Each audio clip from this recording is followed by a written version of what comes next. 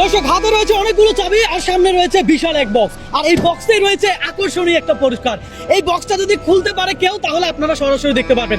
এই বক্সটা কে খুলতে পারবে আমি কিছুই জানি না। এখান থেকে একটা চাবি চয়েস করবে আর বক্সটা খোলার চেষ্টা করবে। যে এই বক্সটা খুলতে পারবে, এই বক্সের ভিতরে যে গিফট আছে সেটা তার হয়ে যাবে। কত সোজা, দেখা যাক কে পারবে। হ্যাঁ, টেম্পো চালাই। টেম্পো চালা? হ্যাঁ, টেম্পো আপনি পারবেন, এদিকে আসুন। দর্শক, কোন জেলা?